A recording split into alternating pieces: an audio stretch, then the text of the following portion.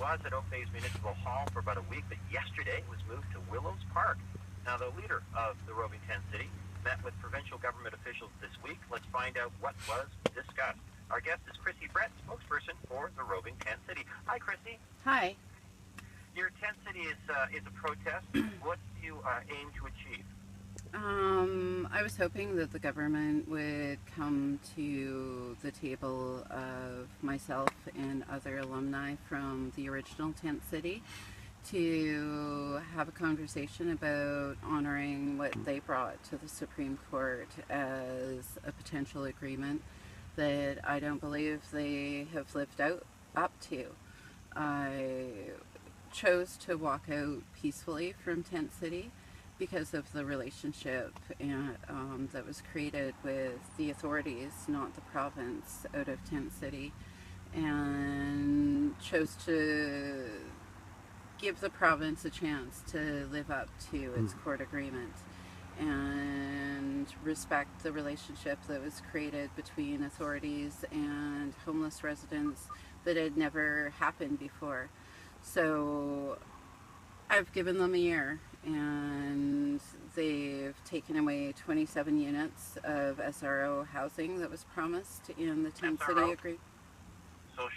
What's SRO stand for? Single resident occupancy rooms.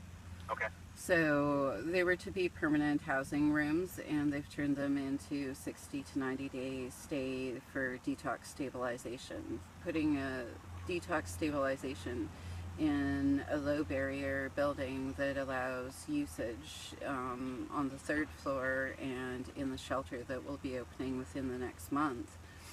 To me, sending people who have addiction issues into a jungle is probably not the best way to support sobriety, detox, or stabilization. So, what would you recommend?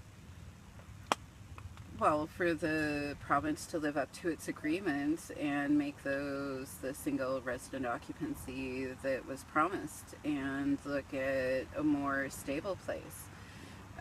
Something like the province, you have to agree, has opened an unprecedented number of social housing units since the demise of that tent city at the courtyard. Would you not agree? For here in Victoria, but when there's 1,387 in the last homeless count who are homeless, the 200, which ended up being only 170 rooms, is not a close cry. When you look at the 2,000 modular homes that the province has announced, if you divide that between the 162 municipalities, you turn out to having 12 point something modular homes per municipality, and they're looking at putting them into Vancouver, Victoria, and Smithers. I mean, what about the rest of the province? I cannot say that there's not one municipality that doesn't need at least 12 modular homes to deal with their housing crisis. Even the smallest municipality could use 12 modular homes. Vancouver is going to get the first 600 anyway, so if it's 1,400 to be divided amongst the rest of the municipalities. I wanted to change a couple of things because we don't have much time, but did you make any progress? Who specifically did you meet with? Did you meet with the housing minister? The Ministry of Housing had a representative there. It was the Assistant Deputy Minister of Citizen Services who took us to court. And I said, for me, this is a long about way of going back to court to show that the province hasn't lived up to its agreement. So we've been moving for the past 7 weeks.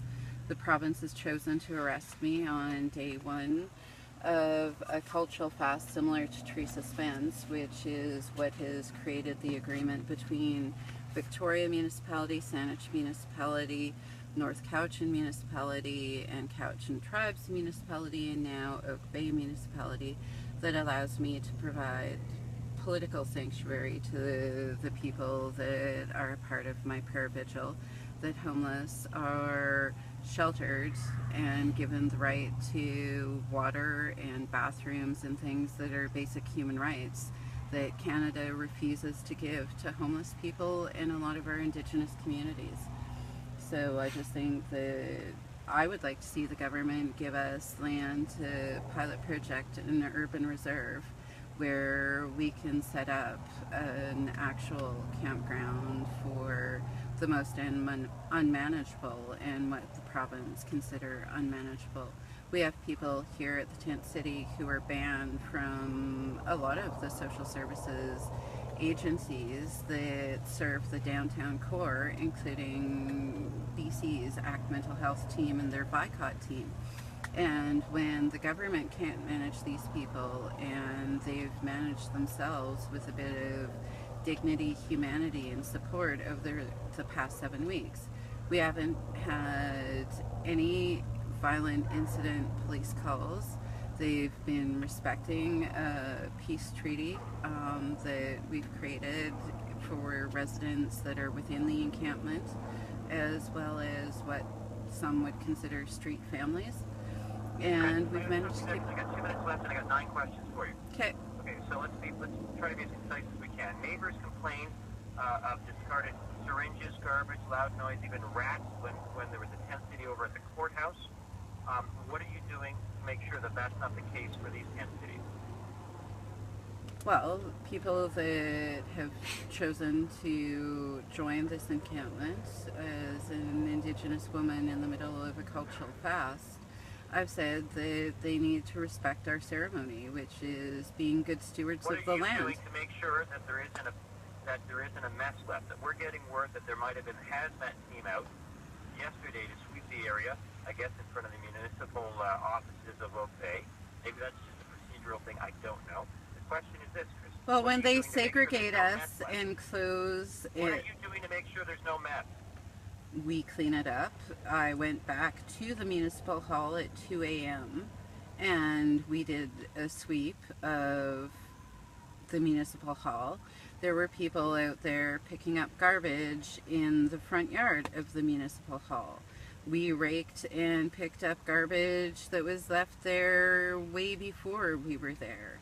We've worked with Parks and Rec to ensure that any of our discarded items, things that are food waste, are bagged and put in a bathroom where raccoons and rodents can't get to them, and that the parks remove those in the morning, and that the rest of things that don't fit in the garbage can are left by the garbage can. Okay, well, that's good. That's responsible. That's what we want to hear.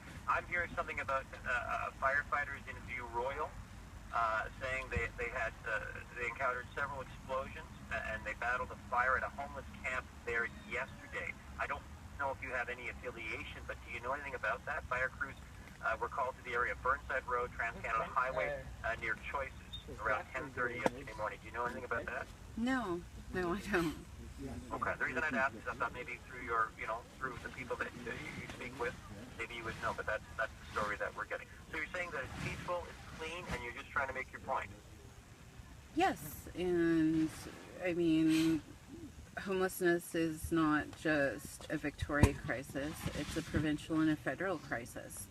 And I'd like to see that every municipality have a space where people are allowed to camp, where people's shelter portions from social assistance go to pay for those campsites, to pay for bathrooms and showers and electricity and fencing and everything that's needed to create that. Create some municipal campgrounds for employed people or students that are interviewed on Check 6 News and CBC who are living in their cars. If we can't provide people with the most basic needs, refugees have the right to have a refugee camp so that they have shelter. They've discovered that one of the first things to do in those camps is give people some electricity and warmth and running water and access to bathrooms, and the violence and people's aggravation level goes way down. Their anxiety level goes way down. But in Canada, if you're Indigenous or homeless, you're a fourth world citizen in a first world country. And that's not okay. No, it isn't okay. Okay, I appreciate your points. Thanks very much, Chrissy. Appreciate you taking the time. We wish you the best of luck there. Thank you.